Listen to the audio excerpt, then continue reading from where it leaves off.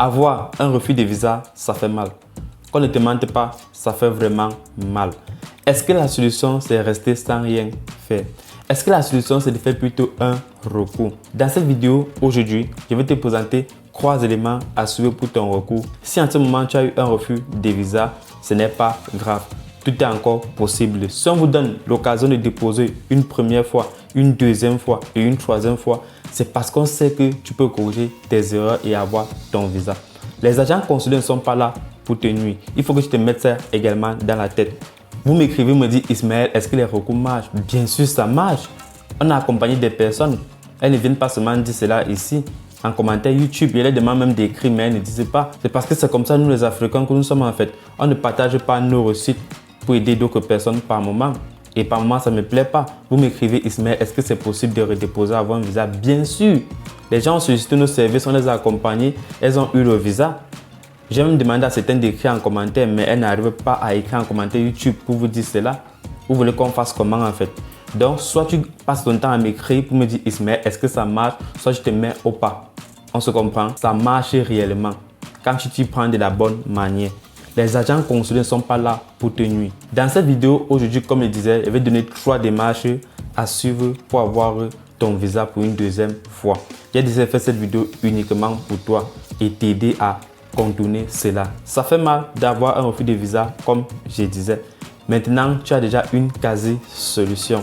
Tu vas implémenter cela. Si ça ne te suffit pas, tu vas nous contacter, tu réserves un créneau, on t'aide à implémenter cela. Si ce que je vais dire dans cette vidéo aujourd'hui te plaît et te donne espoir, une motivation en toi de redéposer, n'oublie pas de liker la vidéo. Partage la vidéo pour aider le maximum de personnes. Des personnes qui ont eu des refus de visa, ça va les aider. Ça va t'aider, ça va également aider ces personnes-là. Ok, quelle est la première chose à faire lorsqu'on a un refus de visa? Si en ce moment tu regardes la vidéo, ça veut dire peut-être que tu as eu un refus de visa, peut-être que tu penses avoir un refus de visa et peut-être que tu es là pour aider une autre personne. Lorsque la personne a un refus de visa, la première chose à faire, c'est d'analyser son dossier. La première erreur que voient des personnes faire, c'est que lorsqu'elles ont un refus de visa, elles partent encore redéposer sans rien modifier. Les agents consulaires ne sont pas fous. Ils ne sont pas fous. Il faut corriger ton dossier de visa. Si on t'a donné un refus de visa, c'est parce qu'il y a une zone d'ombre dans ton dossier. Ce n'est pas qu'on ne t'aime pas, non. Il y a une logique dans ça. Peut-être que tu n'as pas été clair dans tel endroit et il faut dire cela. Est-ce que c'est une lettre explicative qu'il faut? Est-ce que c'est une lettre de motivation qu'il faut? Il faut te poser tant de questions. Ne pas jamais redéposer sans toutefois corriger. Peut-être ça peut marcher à 1%, 2%, mais c'est une grosse perte en fait. On te donne l'occasion de redéposer et corrige ton erreur avant de déposer. Donc la première étape, c'est d'analyser son dossier. Analyse ton dossier. Qu'est-ce qui n'a pas marché? Volet par volet, volet par volet. Et si tu ne connais pas, parce qu'en déposant la première fois, tu ne connais pas peut-être ton erreur, consulte quelqu'un qui s'y connaît très bien. Et comme je dis souvent, par moment, ça m'étonne en fait. Vous dépensez parfois des centaines de mille, certaines personnes voient même des millions pour réserver parfois l'hébergement ici, un contrat de bail, ainsi de suite. Je ne sais pas trop, payer les frais de scolarité dans le privé, parfois des milliers d'euros. Et maintenant, vous avez un refus de visa, parfois pour motif 5, pour motif 2. Vous dites, est-ce que ça va marcher? On vous dit, réserver un créneau pour redéposer. Vous dites parfois que est-ce que c'est cher? Bon, certaines personnes disent que c'est cher. Est-ce que c'est cher? Ça vaut quoi par rapport à ce que vous allez perdre?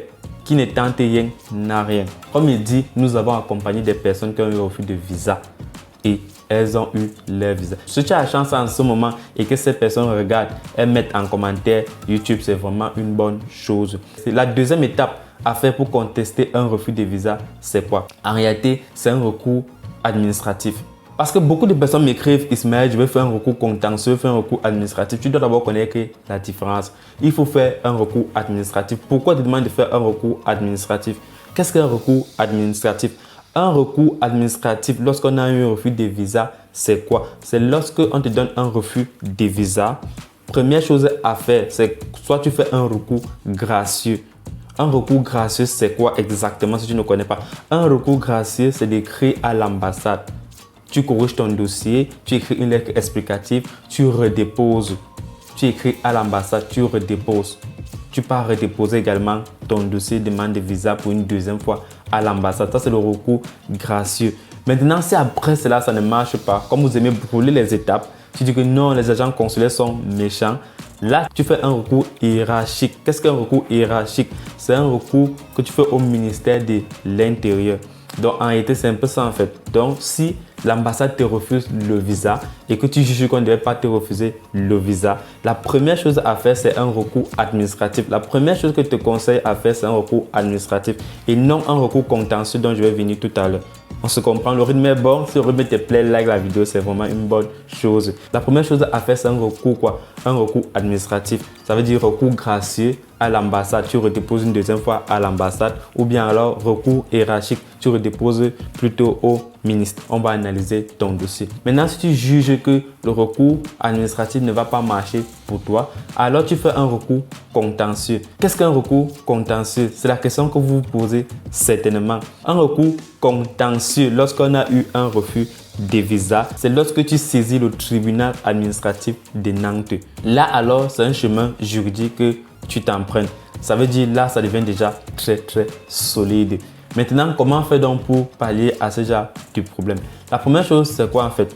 Tu vas faire un recours, il y a même peut-être un mémoire. C'est tant de documents qu'il va te falloir et on te conseille généralement de saisir un avocat.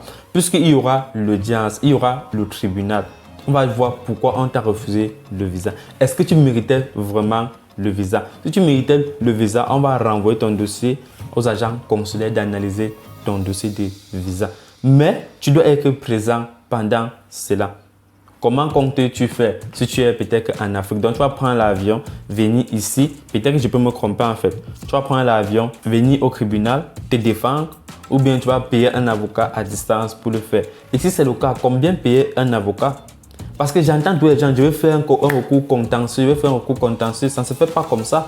Si tu as beaucoup de moyens pour le faire, ok, vas-y. Et aussi le facteur temps. Parce que quand tu as un refus de visa, on te donne 2 mois pour faire un recours. Et maintenant, un recours au tribunal ne programme pas quelqu'un comme ça du jour au lendemain. Hein. Et tu oublies que ta rentrée va commencer aussitôt. Peut-être on peut repousser ta rentrée, je ne sais pas. Peut-être que c'est l'année prochaine que tu peux avoir le visa, je ne sais pas. L'autre là, je n'ai pas les détails dessus. Mais en réalité, avant d'exploiter cette piste, exploite d'abord les précédentes pistes. C'est un conseil que je te donne. Si cette vidéo t'a plu et que tu as eu beaucoup de notions et que tu as compris en détail les choses, n'hésite pas à liker la vidéo, partager pour aider le maximum de personnes et t'abonner si tu n'étais pas encore abonné pour ne rien rater de nos prochaines vidéos. Car nous produisons des vidéos comme celle que tu viens de voir tout à l'heure. Et arrête de dire Ismaël, est-ce que les recours marchent? Les recours marchent. Viens tenter, tu verras. Si tu as motif 5, motif 2 de refus de visa, viens tenter, tu auras. Tu auras, ce n'est pas le hasard. Je n'ai pas dit que c'est assuré. Non. On corrige l'erreur et on vous dit ce qu'il faut vous partir merc. Si vous ne partez pas merc, c'est là, ça vous regarde. Et ce n'est pas nous qui donnons le visa. On se comprend? Il faut qu'on soit tous d'accord sur ça en fait. C'est avec notre expertise qu'on vous accompagne. Et c'est normal, on a vu des milliers de dossiers. Des milliers de dossiers passent devant nos yeux. On a de l'expérience. Donc, c'est très important de mettre cela en considération. Réserve ton créneau, le numéro en description des vidéos. Donc, je ne veux pas entendre, mais est-ce que ça marche ou pas? Peut-être que même, je mettrai même une capture d'écran de certaines personnes ici. Même si elles ne veulent même pas qu'on mette pour aider d'autres personnes, mais du moment que ça vous aide déjà. C'est très important de noter cela. J'espère qu'on se retrouvera en France dans les prochains jours. Garde le mental très haut. Ne te décourage pas. Garde espoir pour attirer le positif vers soi. C'est très important de noter cela également. Prends soin de toi, prends soin de tes amis, prends soin de tes parents, prends soin de tes proches. C'était Ismaël. Retiens bien, tout est possible. Tant qu'il y a une probabilité d'acceptation, tout est possible. Garde cela en tête, tout est possible. Tu as un refus de visa, ne stresse pas. Mets-toi en action. Tu ne verras plus une vidéo comme ça sur YouTube. Et on se retrouve à très bientôt.